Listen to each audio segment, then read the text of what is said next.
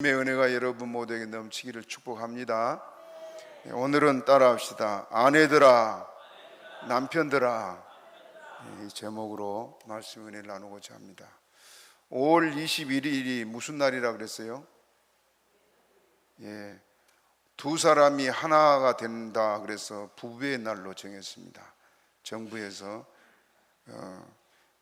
우리가 제가 지금 말씀을 준비를 진직했다가 말씀을 못 전하 오늘 5월 마지막 주라 이 말씀으로 서로 은혜를 나누고자 합니다. 왜냐하면 지금 우리나라 가정들의 심각한 어려움을 다 겪고 있습니다. 한 제약회사를 20년 넘게 다닌 50대 기러기 아빠가 있었습니다. 우리나라 지금 젊은 사람들이 자식들 교육 때문에 미국이나 카나다나 외국에 유학을 보낸 가정이 많잖아요. 그래서 원치 않게 기러기 아빠들이 많은 그런 상황입니다. 그 제약회사를 20년 넘게 다닌 50대 기러기 아빠도 딸이 미국으로 유학을 떠나자 뒷바라지 한다면서 그 아내가 함께 갔습니다. 그 기간이 약 10년간 됐는데 아내에게 보낸 돈이 10년 동안에 8억 원 정도, 직장 생활하던 사람이 8억 원을 보냈는데 정작 본인은 돈을 아끼느라고 고시원 같은 원룸에서 살면서 컵라면 등으로 끼니를 때우고 대부분 번 돈을 이렇게 미국으로 다 아내에게 보냈다 그럽니다. 10년간 무려 8억 원이나 된 돈이 직장 생활하는 사람에게는 큰 돈이지요.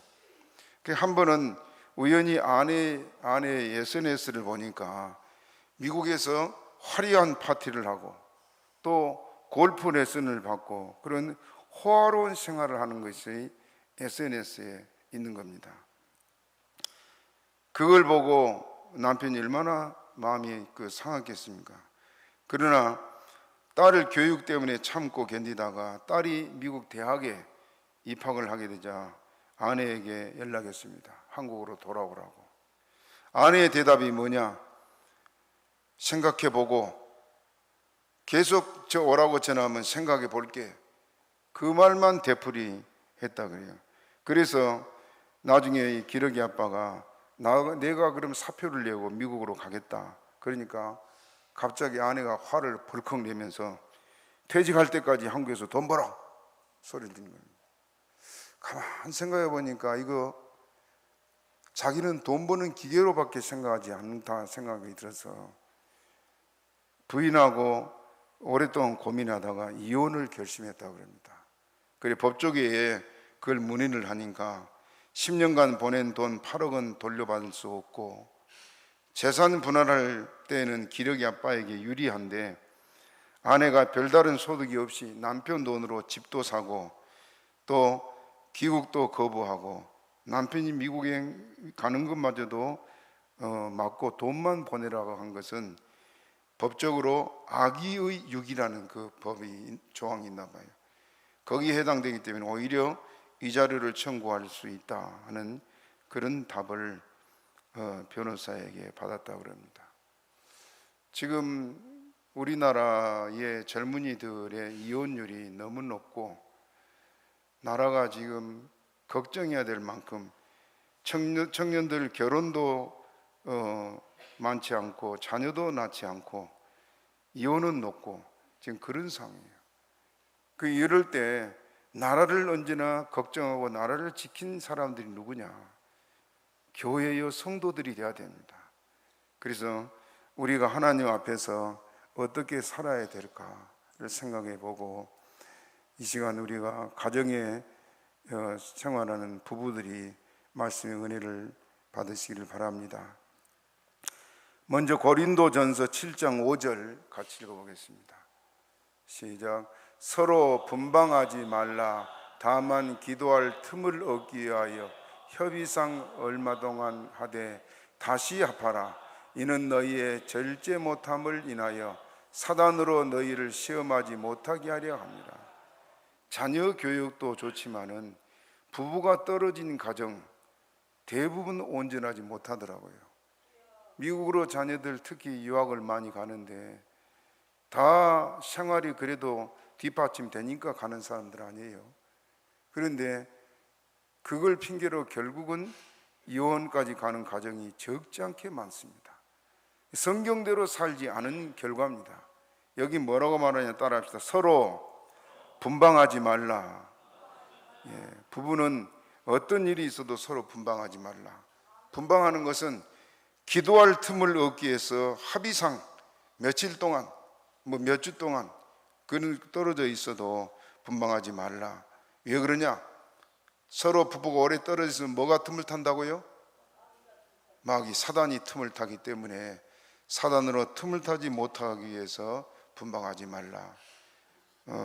요즘은 우리나라에 황혼 이혼도 많아졌다 그러잖아요. 여러분들 예수 믿는 가정은 주님 앞에 갈 때까지 하나님 앞에 아름다운 가정으로 잘 지키는 가정들이 되기를 바랍니다.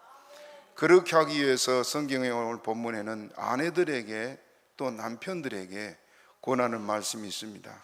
먼저는 아내들에게 권하는 말씀 1절 우리 같이 읽어봅니다. 1절 시작. 아내된 자들아 이와 같이 자기 남편에게 순복하라. 이는 정치 않은 자라도 말로 말미암지 않고 그 아내의 행위로 말미암아 구원을 얻게 하려 합니다. 아내된 자들아 이와 같이 자기 남편에게 뭐 하라 그랬어요? 순복하라. 순복한 말이 무슨 말입니까? 순종하고 복종하라 말입니다. 하나님께서 아내된 여자를 지으실 때의 말씀이 사람이 독처하는 것이 좋지 못하니 내가 그를 위해서 돕는 배필을 지으리라. 여자를 지을 때 남자를 돕는 배필로 지으셨다. 그렇게 말씀하고 있습니다.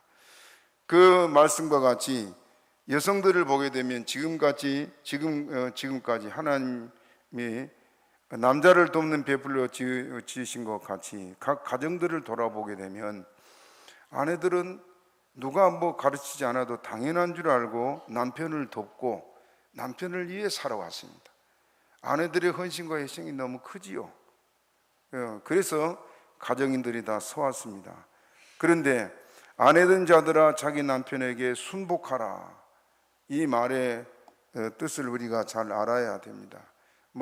여러분이 이제 신앙생활 오랫동안 잘 알 줄 압니다만은 이 남편들의 순종하고 복종해야 되는 것이 말씀의 기준에 사는 말입니다. 예를 들어서 순종하러 복종해 무엇이든지 순종하고 복종해야 되느냐? 아니라 말입니다. 예를 들어서 남편이 우상에게 절하라고 데려가면 절하겠어요? 안 하겠어요? 순종하고 복종을 해서 절해야 됩니까? 그건 아니라 그 말입니다. 그 다음에 또 2단 교회로 가자고 끌고 가면 따라가겠어요? 안 따라가겠어요? 다음 주가 2단 경계주일입니다만은 지금 그것 또한 심각합니다. 한국 교회가. 또 어떤 사람들은 보니까 아내를 보고 도둑질하라고 시킨 사람도 있고 어떤 사람 보니까 아내를 보고 몸 팔아서 돈 벌어라는 사람도 있습니다. 어제는 어떤 사람이 전화가 왔어요. 우리 교회를 좀 다니다가 이천에 가 있는데 좀 사람이 잠깐 모자란데 왜 남자를 이렇게 많이 바꾼지 모르겠어요. 그래서 참 문란하게 산다. 그런 경우가 참 많습니다만은 여러분 이런 경우에 남편에 순종해야 돼요? 안 해야 돼요? 안 해야지요. 남편이 도둑질을 한다고 도둑질을 하면 됩니까? 또 교회에 나가지 말아라, 기도하지 말아라, 주일에 여행 가자 해야 돼요? 안 해야 돼요? 이 주님을 섬기는 일에 방해가 되는 것은 순종해서는 안 된다. 누가 먼저입니까? 그러면 하나님이 먼저란 말입니다. 말씀 안에서 말씀 중심에서 하나님 뜻대로 우리가 살되 남편에게 순종하고 복종하되 말씀 안에서 순종하라는 말입니다. 이해가 되면 아멘 하시 바랍니다. 죄를 짓는 일이나 하나님을 섬기는 것은 섬기는 것을 못하게 하는 일들에는 이렇게 우리가 거부하고 그 남편이 예수 믿고 회개하고 돌아오도록 해야 될 것이 아내의 책임입니다. 그러므로 우리가 이렇게 주의 말씀 안에서 살아야 될 걸 먼저 말하고 있습니다. 아내가 남편에게 순복해야 될 이유를 말하는데 그건 창조의 원리이기도 하지만은 오늘 본문에서는 남편의 영혼을 구원하기 위한 것이 목적임을 말하고 있습니다. 다시 1절 다시 읽어봅니다. 이게 중요합니다. 시작. 아내된 자들아 이와 같이 자기 남편에게 순복하라. 이는 혹 도를 순종치 않은 자라도 말로 말미암지 않고 그 아내의 행위로 말미암아 구원을 얻게 하려 하며. 뭘 얻게 하려고? 아내가 남편에게 순복해야 될 이유가 창조의 원리요, 하나님이 그렇게 하라고 명했으니까 순종하기도 하지만은 두 번째로는 남편의 영혼을 뭐 하려고? 구원하는 것이 목적이 되어야 한단 말입니다. 이것이 얼마나 중요한지 모릅니다. 혹 도를 순종치 않은 자라도 아내의 행위로 말미암아 구원을 얻게 하려 함이라. 본문은 아내가 남편에게 복종해야 될 목적을 이렇게 말하고 있습니다. 첫째는 하나님의 영광을 드러내는 것이어야 되고, 둘째는 믿지 않은 남편으로 구원을 얻게 하는 것. 아내는 남편을 섬기는 일에 자기 의무를 다하고 정숙한 아내로 흠 잡힐 것이 없이 가정에 충실해야 됩니다. 더 나아가서는 진실하고 참되게 하나님을 경외하여 잘 섬김으로 남편이 그 신앙생활하는 모습에 감동을 받도록 해야 됩니다. 맨날 교회 가는 걸로 인해서 남편이 분해하고 저러려면 교회를 뭐라고 하고 소리를 지른다면 잘못하고 있는 거지요. 욕을 하고 때리고 또 비방을 해도 아내의 그 정숙한 또 정직하고 진실한 하나님을 경외하고 두려워하는 그런 신앙생활한 모습을 보면서 남편이 속으로 감동하게 해야 한단 말입니다. 그렇게 할 이유는 남편의 영혼 구원이 목적이 되기 때문에 그렇습니다. 여러분 한번 생각해 봅시다. 지금 여러분 지금 믿지 않은 남편, 부모, 형제, 자녀들이 있는 가정이 우리 교회도 많지요. 그런데 평생을 여러분 사랑하니까 부부가 함께 사는 거 아닙니까? 그런데 그 부부 중에 한 사람은 지옥 가고 한 사람은 천국 가 있다. 지난주에 부자에 대한 얘기도 했습니다만은 그 사랑하는 남편이나 아내가 지옥불에 들어가서 고통당할 걸 생각해 봅니까? 그걸 여러분이 마음에 정말로 아프게 생각한다면요, 전도하지 않고는 못 견딥니다. 우리가 언제 주님 부름 받을지 모르잖아요. 그렇기 때문에 다른 것보다는 여러분들 남편이나 아내의 영혼 구원하는 걸 크게 여기시기를 바랍니다. 이것이 우리가 마지막에 승리자로 주 앞에 설 때 만족해하고 서로 기뻐하게 될 줄로 믿습니다. 부부가 서로 이렇게 사랑하며 살다가 이렇게 한 사람이 먼저 죽어도 얼마나 애통해하고 슬퍼하고 웁니까? 그런데 그 영혼이 지옥불에서 고통당할 걸 한번 곰곰이 생각해 봐요. 예? 천국에 우리가 가 있어도 얼마나 괴롭겠어요. 가슴 아프고. 그렇기 때문에 이제는 여러분들 오늘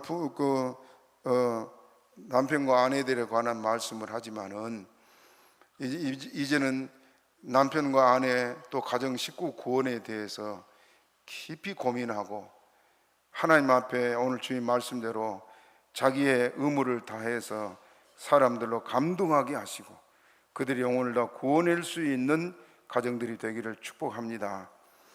여기 2절을 또 읽어보겠습니다. 2절 시작. 너희의 두려워하며 정결한 행위를 봄이라. 뭘 두려워해요? 아내가 아내의 두려워함과 또 정결한 행위를 보았다. 남편이 아내가 무엇을 두려워해야 됩니까? 하나님을 두려워하는 그 모습을 지켜본단 말입니다. 남편들이 그러면서 아내가 그저 하나님을 섬기면서 그렇게 하나님을 두려워하며 섬기는 모습들을 뭐라고 핀잔을 주고 뭐 잔소리를 해도 그도 하나님에 대한 마음을 갖게 돼 있습니다. 그래서 아내가 하나님을 두려워하고 또 정결한 행위를 보고 그 남편들의 마음이 돌아설 걸 말하고 있습니다. 하나님을 믿고 하나님을 두려워하기 때문에 우리가 하나님 앞에서 정직해야 되고, 또 말이 복되고 아름답고 행실이 깨끗할 수밖에 없습니다. 이건 주를 믿는 자에게서 나타난 증거입니다. 왜 거짓말을 하고, 왜 도적질하고, 왜 간음하고, 왜 이간질하고, 왜 사기치고, 왜 살인합니까? 한마디로 하나님을 믿지 않기 때문에 그렇습니다. 하나님을 믿지 않은 사람에게는 뭐가 없느냐? 하나님에 대한 두려움이 없습니다. 아내가 하나님을 진실로 믿는다면 남편이 늘 그의 행실을 지켜볼 거 아니에요. 그런데 하나님을 두려워하기 때문에 거짓을 말하지 못하고 말하지 않고 정직하고, 때로는 남편이 이 정도는 괜찮잖아 그래도 안 돼요. 왜? 하나님을 두려워하기 때문에.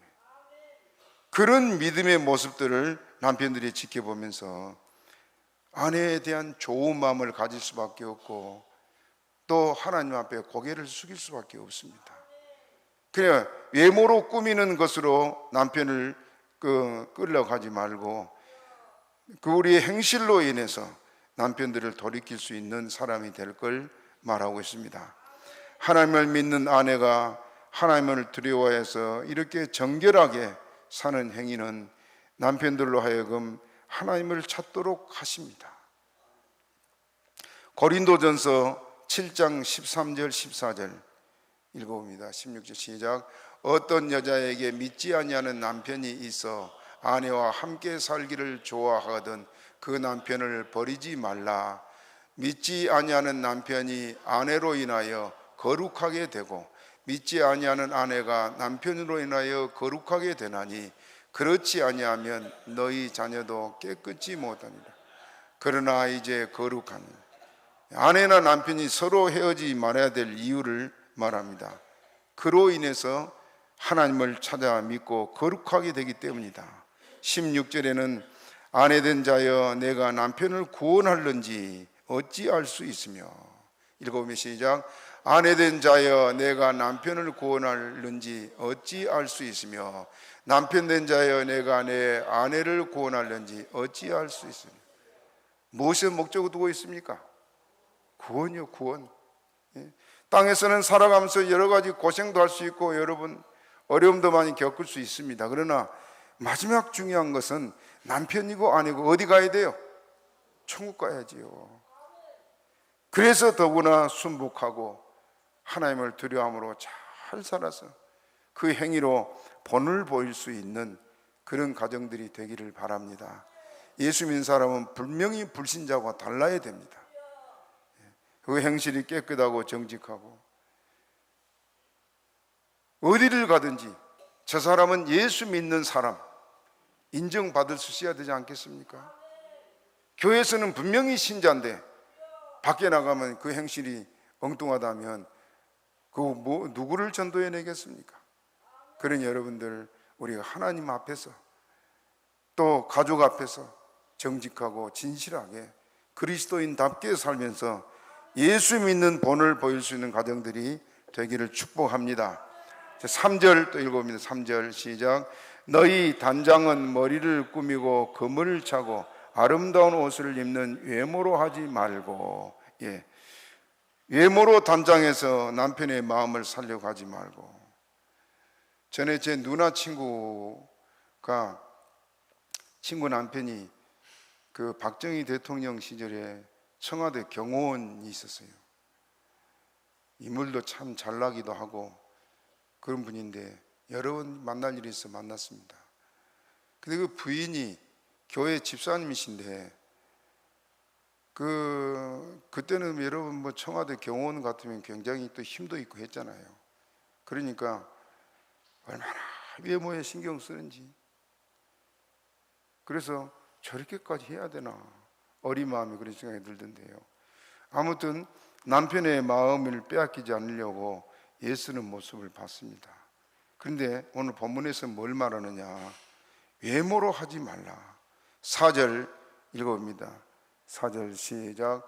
오직 마음에 숨은 사람을 온유하고 안정한 심령에 썩지 아니할 것으로 하라. 이는 하나님 앞에 값진 것이다. 따라합시다. 마음에 숨은 사람을, 마음에 숨은 사람이 뭘까요? 성령으로 거듭난 사람을 말합니다. 똑같은 얼굴을 가지고 있지만은 여러분, 성령으로 거듭난 사람과 거듭나지 못한 사람은 그 삶 자체가 다릅니다. 그러므로 에베소서 4장 22절 24절 또 읽어봅니다. 시작.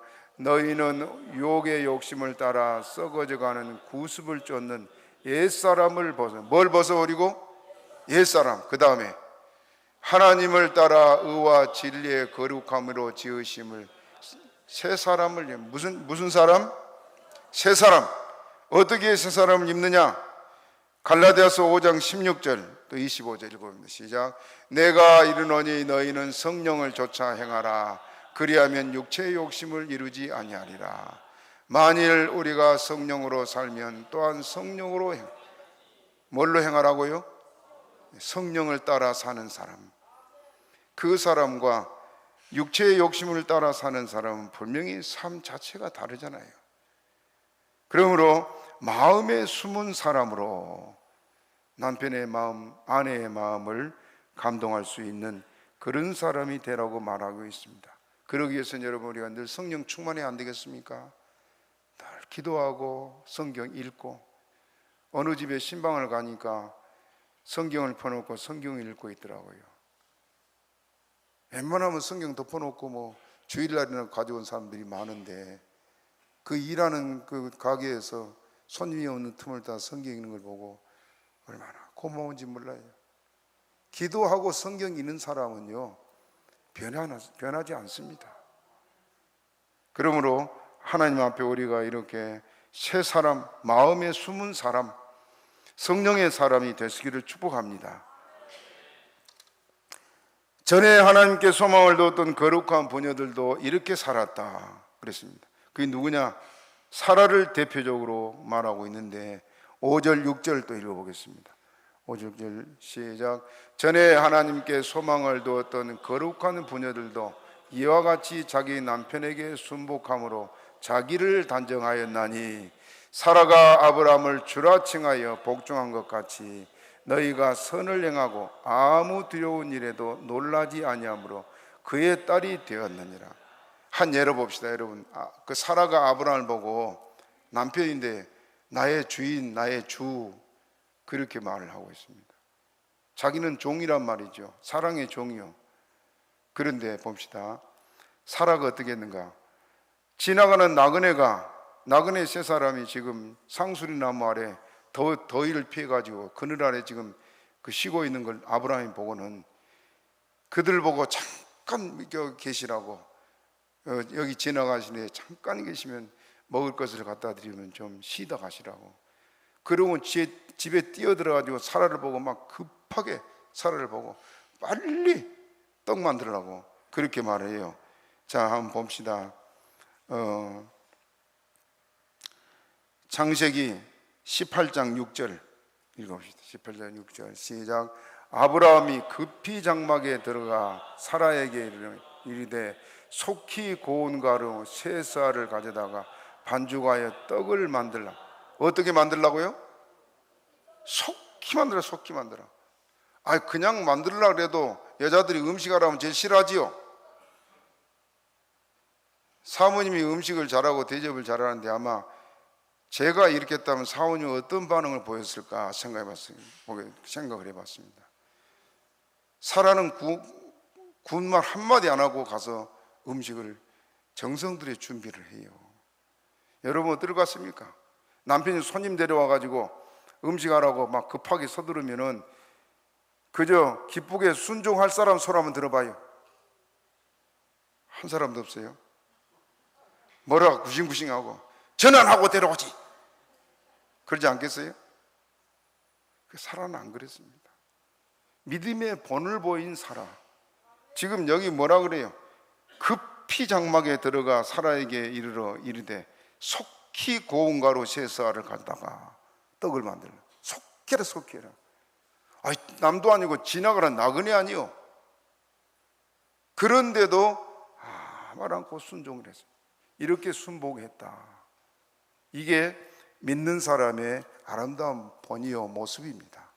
여성들이 먼저, 우리 여성도님들이 먼저 이 말씀대로 그렇게 순종하시기를 바랍니다. 하나님이 그걸 기뻐하시고 원하십니다. 너희가 선을 행하고 아무 두려운 일에도 놀라지 아니하므로 그의 딸이 되었다 말하고 있습니다. 두 번째로 남편들에게 권하는 말씀입니다. 7절 같이 읽어봅니다. 7절 시작. 남편 된 자들아 이와 같이 지식을 따라 너희 아내와 동거하고 저는 더 연약한 그릇이요 또 생명의 은혜를 유업으로 함께 받은 자로 알아 귀히 여기라. 이는 너희 기도가 막히지 아니하게 하려 함이라. 남편 된 자들아 이와 같이 지식을 따라 너희 아내와 동거하고, 이와 같이란 말은 아내가 남편에게 하듯이 남편들도 아내에게 그렇게 하라고 의무를 다할 걸 말하고 있습니다.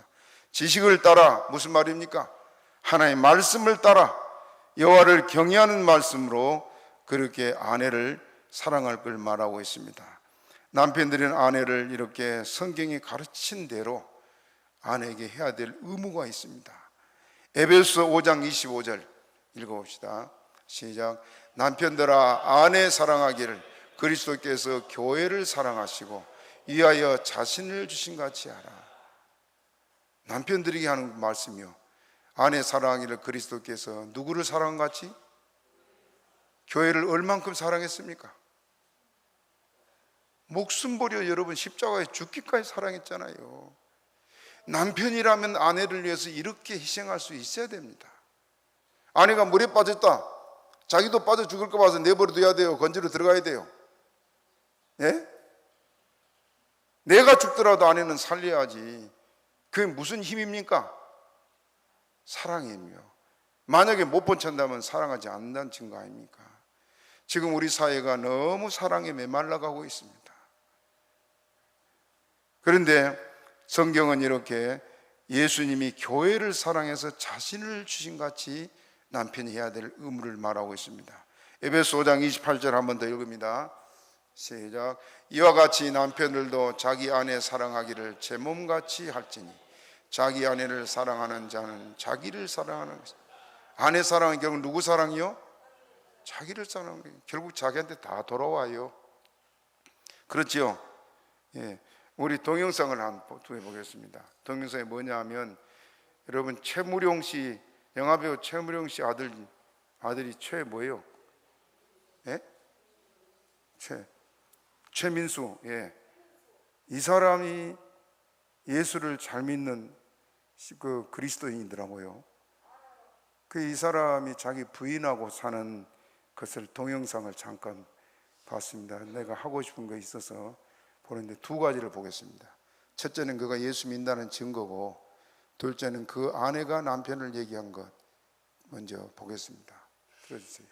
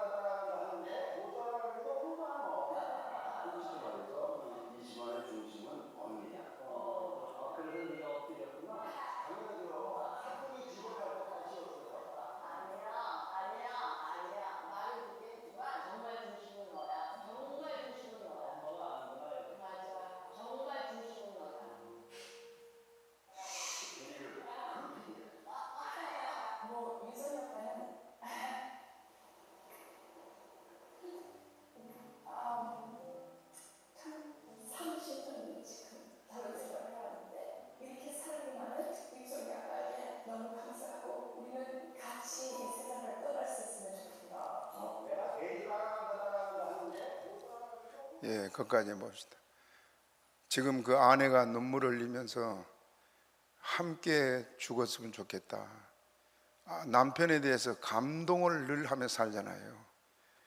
남편이라면 그렇게 해야 안 될까 싶어요. 저도 내 아내에게 그렇게 하고 있나 생각을 해봤습니다. 여러분들, 남편 된 여러분들, 아내들이 여러분을 위해서 얼마나 희생하고 살아왔습니까? 저도 제 아내에게 요즘 와서 더 고마운, 전에는 일만 생각하고 앞만 보고 왔는데 이제는 아내 생각을 종종 하는데, 결혼을 막 해가지고 제가 단돈 10,000원도 없이 결혼했습니다.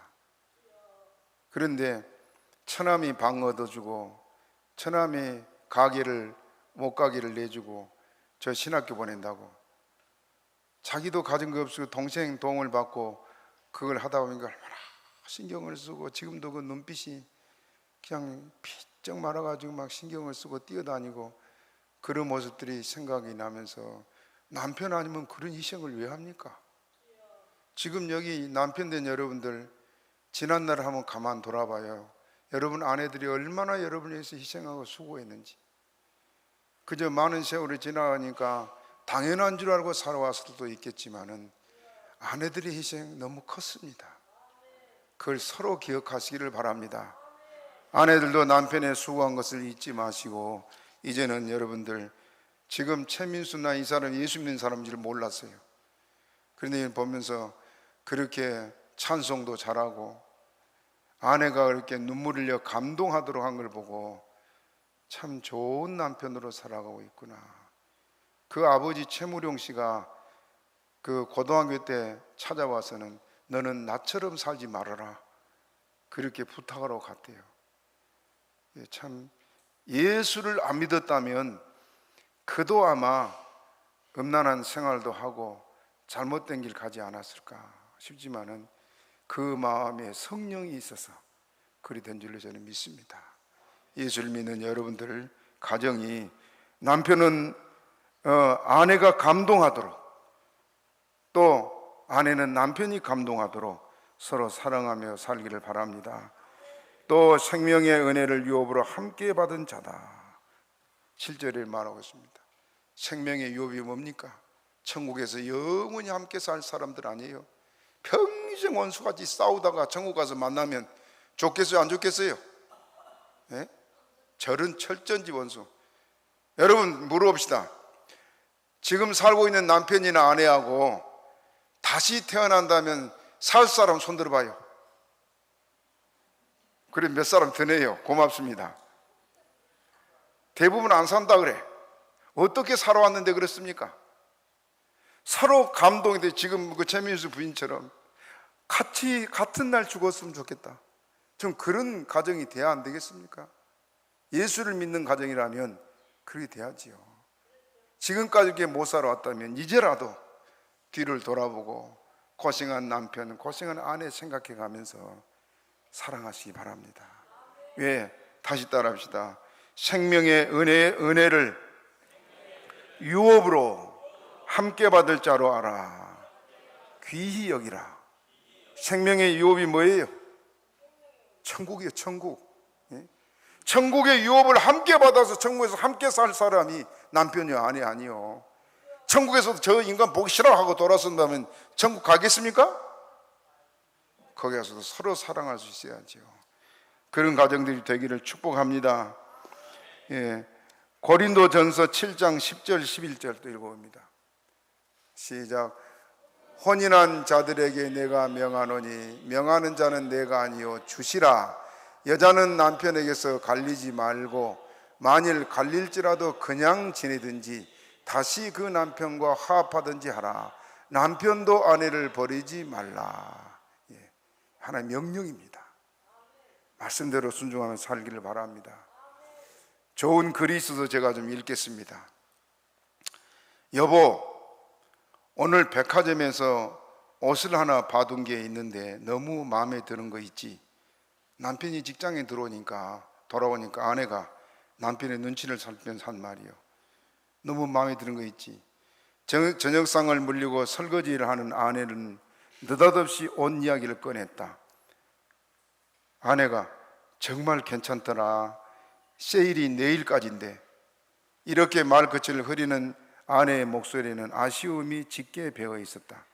지금까지 쥐꼬리 월급으로 살림을 잘 꾸려온 아내였지만 힘들게 야근까지 해가며 애를 쓰는 내 생각은 한다면 철없이 백화점 옷 얘기를 저렇게 해도 되는 건지 점점 야속한 마음이 들었다.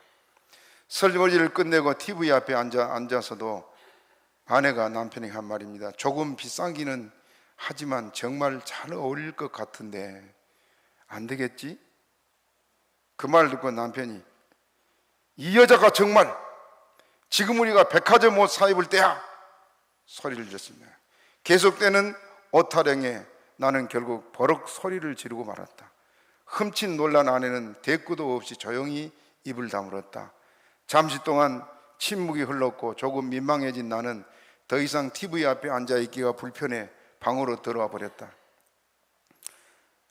그만한 일로 소리를 지르다니 남편이 되어가지고 겨우 옷 한 벌 때문에 아내에게 화를 내었다는 게 창피스러워졌다. 그러고 보니 몇 년째 변변한 옷 한 벌 못 사 입고 적은 월급을 쪼개 적금이랑 주택부금이랑 붓고 있는 아내가 아니던가. 잠자리에 들 시간이 지났는데도 꼼짝을 않는 아내가 걱정이 돼 거실로 나가보니 소파에 몸을 웅크리고 잠이 들었다. 울다가 잤는지 눈이 부어 있었다. 다음 날 아내는 아무 일도 없었다는 듯 아침상을 차리고 있었다. 차분차분 이야기를 못하는 성격이라 그런 아내를 보고도 나는 따뜻한 말 한마디 꺼내기가 쉽지 않았다. 그저 현관문을 나서면서 이렇게 툭 던질 뿐. 그 옷 그렇게 마음에 들면 사! 그러면서 속으로는 며칠 더 야근하지 뭐. 마음을 먹으면서 그날 저녁 어느 때와 같이 피곤한 몸을 이끌고 집에 들어서는데 아내가 현관 앞까지 뛰어와 호들갑을 떨었다. 여보, 빨리 들어와 봐요. 왜 이래? 아내는 나의 팔을 잡아 끌고 방으로 데려가더니 부랴부랴 외투를 벗기는 것이었다. 그리고는 쇼핑백에서 옷을 꺼내 내 뒤로가 팔을 끼우는 게 아닌가. 어머, 딱 맞네. 색깔도 딱 맞고. 역시 우리 신랑 옷걸이 하나는 죽인다. 그 말을 듣고 남편이 당신 정말. 그럴 때 아내가 당신 몸 재킷 벌써 몇 년째잖아. 아내는 이렇게 말하면서 고개를 돌리더니 주르륵 눈물을 흘리는 것이었다. 언제나 나는 철이 들까? 내 어깨에 고개를 묻고 있는 천사 같은 내 아내, 사랑스러운 내 아내. 이런 글입니다. 아내도 자기 옷도 변변치 않은데도 아내가 생각한 남편뿐이요. 그렇지 않습니까? 특히 우리 한국의 여성들은요, 이렇게 남편만 생각하고 살아왔을 겁니다. 오늘 우리가 성경 말씀 앞에 서서 남편이 정말 아내를 이렇게 생각하고 사랑하는가, 아내들의 희생을 그렇게 얼마나 우리가 생각하는지 다시 한번 우리 자신들을 돌아보면 좋겠습니다. 마지막까지 내 곁에 남은 사람은 내 아내요 남편이요 자녀들 뿐이다 하는 말이 있습니다. 결혼식 손님은 부모님 손님이고 장례식 손님은 자녀들 손님이라 그럽니다. 부부는 서로를 향해서 여보, 당신이라고 부르는데 여보란 말은 보배 보자를 씁니다. 나의 보배란 말입니다. 여보라를 부를 때마다 여러분, 당신은 나의 보배라는 걸 기억하시길 바랍니다. 당신이란 말은 내 몸과 같은 사람, 그런 뜻입니다. 부부는 이렇게 서로에게 가장 귀한 보배고 끝까지 함께할 사람이 부부입니다. 마누라란 말은 마주보고 누우라는 말의 준말이고, 옛날에 어른들이 여편네란 말을 많이 썼는데, 여편네란 말은 옆에 있네, 그 말이 준말이라 그럽니다. 여러분, 좋을 때는 몰라도 어려울 때는 항상 마지막까지 남은 사람이 아내요, 남편이요, 자녀들입니다. 그걸 기억하고 지금까지 다 못한 사랑, 이제부터 더 사랑하시기 바랍니다.